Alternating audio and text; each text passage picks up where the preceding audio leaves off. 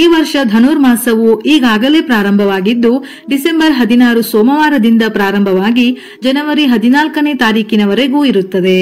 ಹಿಂದೂ ಧರ್ಮದಲ್ಲಿರುವ ಪ್ರತಿಯೊಂದು ತಿಂಗಳುಗಳು ಕೂಡ ಅತ್ಯಂತ ಮಹತ್ವವನ್ನು ಪಡೆದಿದೆ. ಆಯಾ ತಿಂಗಳಿಗೆ ಅನುಸಾರವಾಗಿ ಆಚರಣೆಗಳು, ಸಂಪ್ರದಾಯಗಳು, ದೇವರ ಪೂಜಾ ವಿಧಾನಗಳ ಮೂಲಕ ಜೀವನವನ್ನು ಹೇಗೆ ನಡೆಸಬೇಕೆನ್ನುವುದರ ಸಾರವನ್ನು ತಿಳಿಸಿಕೊಡುತ್ತದೆ.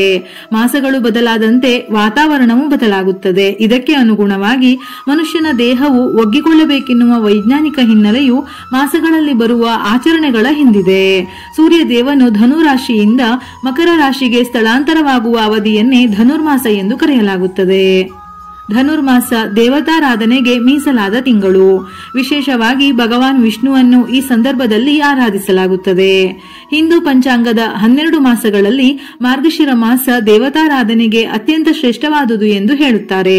ಚಾಂದ್ರಮಾನ ಮಾಸಗಳ ಪೈಕಿ ಮಾರ್ಗಶಿರ ಮಾಸ ಎಂದರೆ ಸೌರಮಾನ ಕಾಲಗಣನೆಯ ಪ್ರಕಾರ ಧನುರ್ಮಾಸ.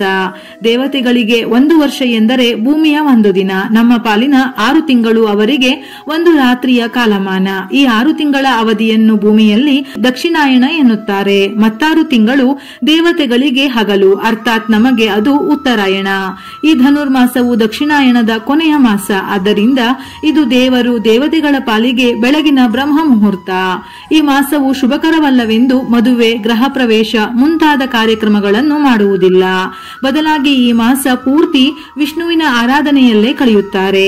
ಉತ್ಥಾನ ದ್ವಾದಶಿಯಂದು ಯೋಗ ನಿದ್ರೆಯಿಂದ ಏಳುವ ಮಹಾವಿಷ್ಣುವಿಗೆ ಧನುರ್ಮಾಸವು ಅರುಣೋದಯದ ಕಾಲವೆಂದು ಹೇಳಲಾಗುತ್ತದೆ. ಹಾಗಾಗಿ ಧನುರ್ಮಾಸವು ಶ್ರೀಹರಿಯ ಪೂಜೆಗೆ ಶ್ರೇಷ್ಠವಾದ ಕಾಲವೆನಿಸಿಕೊಂಡಿದೆ.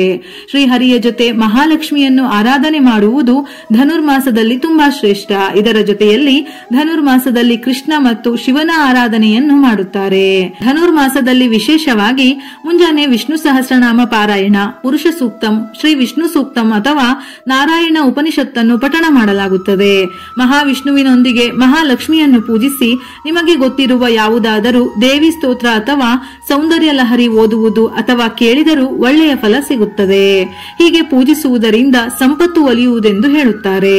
ಹಿಂದೆ ರಾಜನಾದ ಇಂದ್ರನು ರಾಜ್ಯವನ್ನು ಕಳೆದುಕೊಂಡಾಗ ಶಚಿದೇವಿಯು ಹುಗ್ಗಿಯ ನೈವೇದ್ಯ ಮಾಡಿ ವಿಷ್ಣುವಿಗೆ ಸಮರ್ಪಿಸಿ ಶ್ರೀಹರಿಯೊಂದಿಗೆ ಮಹಾಲಕ್ಷ್ಮಿಯನ್ನು 12 ನಾಮಗಳಿಂದ ಸ್ತುತಿಸಿದಳಂತೆ. ಇದರ ಫಲವಾಗಿ ಇಂದ್ರನು ರಾಜ್ಯವನ್ನು ಮರಳಿ ಪಡೆದನು ಎನ್ನುವ ಪುರಾಣ ಕಥೆಯಿದೆ.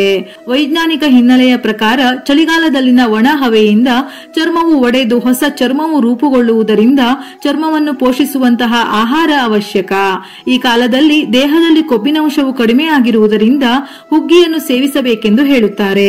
ಹುಗ್ಗಿಯಲ್ಲಿ ಕೊಬ್ಬಿನಂಶ ಹೇರಳವಾಗಿರುವುದರಿಂದ ದೇಹದಲ್ಲಿ ಕೊಬ್ಬಿನಂಶ ಹೆಚ್ಚಾಗಿ ಶಾರೀರಿಕ ಸಮತೋಲನವನ್ನು ಕಾಪಾಡಿಕೊಳ್ಳಬಹುದು.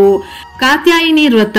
ಭಾಗವತ ಪುರಾಣದಲ್ಲಿ ಧನುರ್ಮಾಸದ ಮುಂಜಾನೆ ಮಾಡುವ ವ್ರತದ ಫಲವು ಭಕ್ತರಿಗೆ ಸರ್ವ ವಿಧದ ಫಲಗಳನ್ನು ನೀಡುತ್ತದೆ ಎನ್ನುವ ಉಲ್ಲೇಖವಿದೆ. ಇವುಗಳಲ್ಲಿ ಕಾತ್ಯಾಯಿನಿ ವ್ರತವು ಒಂದು. ನಂದಗೋಪ ಮಗನಾದ ಶ್ರೀಕೃಷ್ಣನನ್ನು ಪತಿಯಾಗಿ ವರಿಸಲು ಗೋಪಿಯರೆಲ್ಲ ಸೇರಿ ಈ ವ್ರತವನ್ನು ಮಾಡುತ್ತಾರೆ. ಹಾಗಾಗಿ ಮದುವೆಯಾಗದ ಹೆಣ್ಣು ಮಕ್ಕಳು ಕಾತ್ಯಾಯಿನಿ ವ್ರತವನ್ನು ವಿಧಿವಿಧಾನಗಳಿಂದ ಮಾಡಿದರೆ ಉತ್ತಮ ಬಾಳ ಸಂಗಾತಿಯನ್ನು ಪಡೆಯಬಹುದು. ಧನುರ್ಮಾಸದ ಆಚರಣೆ. ಈ ದಿನಗಳಲ್ಲಿ ವಿಷ್ಣುವಿನ ಆರಾಧನೆಗೆ ವಿಶೇಷ ಮಹತ್ವವಿದೆ. ಈ ದಿನಗಳಲ್ಲಿ ಮದುವೆ, ಗೃಹ ಪ್ರವೇಶ ಇನ್ನಿತರ ಶುಭ ಕಾರ್ಯಗಳನ್ನು ಮಾಡುವುದು ಅಶುಭವೆಂದು ಹೇಳುತ್ತಾರೆ. ಮುಂಜಾನೆ ಬ್ರಹ್ಮ ಮುಹೂರ್ತದಲ್ಲಿ ಎದ್ದು ಸ್ನಾನಾದಿ ಕರ್ಮಗಳನ್ನು ಮುಗಿಸಬೇಕು. ತುಳಸಿ ಗಿಡದ ಬುಡದಲ್ಲಿರುವ ಚಿಟಿಕೆ ಮಣ್ಣನ್ನು ಸ್ನಾನದ ನೀರಿಗೆ ಬೆರೆಸಿ ನಂತರ ಸ್ನಾನ ಮಾಡಿ. ಇದರಿಂದ ವಿಶೇಷ ಫಲಗಳು ಪ್ರಾಪ್ತಿಯಾಗುತ್ತದೆ. ಈ ದಿನಗಳಲ್ಲಿ ಸೂರ್ಯೋದಯಕ್ಕೆ ಮೊದಲು ಎದ್ದು ಸ್ನಾನ ಮಾಡಿ ಸೂರ್ಯೋದಯಕ್ಕೆ ಅರ್ಧ ಗಂಟೆ ಮೊದಲು ಪೂಜೆಯನ್ನು ಮಾಡುತ್ತಾರೆ. ಇದನ್ನು ಬ್ರಹ್ಮ ಮುಹೂರ್ತದ ಪೂಜೆ ಎನ್ನುತ್ತಾರೆ. ಆಕಾಶದಲ್ಲಿ ನಕ್ಷತ್ರ ಕಾಣಿಸುವ ಸಮಯದಲ್ಲಿ ಮಾಡಿದ ಪೂಜೆ ಶ್ರೇಷ್ಠ. ನಂತರ ಮಧ್ಯಮ, ಸೂರ್ಯೋದಯದ ನಂತರ ಅಧಮ, ನಿಷ್ಫಲವೆಂದು ಹೇಳಲಾಗುತ್ತದೆ. ಸಂಧ್ಯಾ ವಂದನೆ ನಿತ್ಯಾನ್ನಿಕವನ್ನು ಪೂಜಾ ನಂತರ ಮಾಡಿದರೂ ಯಾವುದೇ ದೋಷವಿರುವುದಿಲ್ಲ. ಈ ದಿನಗಳಲ್ಲಿ ಭಗವಾನ್ ವಿಷ್ಣುವಿನ ಶ್ಲೋಕಗಳನ್ನು ಹೆಚ್ಚಾಗಿ ಪಠಿಸಲಾಗುತ್ತದೆ. ಈ ಮಾಸದಲ್ಲಿ ಶ್ರೀಕೃಷ್ಣ ಅಥವಾ ನಾರಾಯಣನಿಗೆ ಹಾಲಿನಿಂದ ಅಭಿಷೇಕ ಮಾಡಿದರೆ ವರ್ಚಸ್ಸು ಪ್ರಾಪ್ತಿಯಾಗುತ್ತದೆ. ಸ್ವರ್ಗದಂತಹ ಜೀವನ ಪ್ರಾಪ್ತಿಯಾಗುತ್ತದೆ. ಯಾರಿಗೆ ಅನಾರೋಗ್ಯದ ಸಮಸ್ಯೆ ಇರುತ್ತದೆಯೋ ಅವರು ಬೆಳಿಗ್ಗೆ ಬೇಗ ಎದ್ದು ಧನುರ್ಮಾಸ ಮಾಡಲು ಸಾಧ್ಯವಾಗದಿದ್ದವರು ಈ ಮಾಸದ ಪ್ರತಿದಿನವೂ ವಿಷ್ಣು ಸಹಸ್ರನಾಮ, ಲಕ್ಷ್ಮೀ ಅಷ್ಟೋತ್ತರ ಪಾರಾಯಣ ಪಾರಾಯಣ ಮಾಡುತ್ತಾ ನಿತ್ಯವೂ ದೇವರಿಗೆ ಹಾಲನ್ನು ನೈವೇದ್ಯವಾಗಿ ಇಡಬಹುದು. ಇದರಿಂದ ವಿಷ್ಣು ಸಮೇತ ಲಕ್ಷ್ಮಿಯ ಅನುಗ್ರಹದಿಂದ ಕಷ್ಟಗಳೆಲ್ಲ ದೂರವಾಗಿ ಆರೋಗ್ಯ ವೃದ್ಧಿಯಾಗುತ್ತದೆ.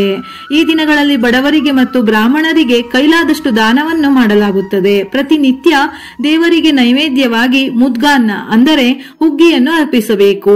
ಧನುರ್ಮಾಸದಲ್ಲಿನ ಮುದ್ಗಾನ್ನ ನಿವೇದನೆಯು ಭಗವಂತನಿಗೆ ಅತ್ಯಂತ ಪ್ರೀತಿ ಪಾತ್ರವಾದುದು. ಇದರಿಂದ ಶತ್ರುಗಳು ನಶಿಸುವರು, ದೀರ್ಘಾಯುಷ್ಯವನ್ನು ಪಡೆಯಬಹುದು, ಧನ ಧಾನ್ಯ ಸಂಪತ್ತು ಭರಿತವಾಗುವುದು.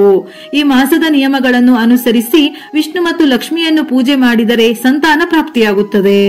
ಧನುರ್ಮಾಸದ ಒಂದು ದಿನ ವಿಷ್ಣುವಿಗೆ ಪೂಜೆ ಮಾಡಿದರೂ 1000 ವರ್ಷ ಪೂಜೆ ಮಾಡಿದ ಫಲ ದೊರೆಯುವುದು. ಈ ತಿಂಗಳು ಪೂರ್ತಿ ವೆಂಕಟೇಶ ಸ್ತೋತ್ರವನ್ನು ಪಠಿಸಲಾಗುತ್ತದೆ. ದೇವಸ್ಥಾನಗಳಲ್ಲಿ ವೆಂಕಟ ಆರತಿ ಮಾಡುತ್ತಾರೆ. ಧನುರ್ಮಾಸದಲ್ಲಿ ಈ ಕಾರ್ಯಗಳನ್ನು ಮಾಡುವಂತಿಲ್ಲ. ಧನುರ್ಮಾಸವನ್ನು ಕರ್ಮ ಮಾಸ ಎಂದು ಕರೆಯಲಾಗುವುದು. ಈ ತಿಂಗಳಿನಲ್ಲಿ ಶುಭ ಕಾರ್ಯ ಮಾಡುವಂತಿಲ್ಲ ಎಂದು ಹೇಳುತ್ತಾರೆ. ಹೊಸ ಮನೆಗೆ ಹೋಗಲು ಈ ಸಮಯ ಶುಭವಲ್ಲ.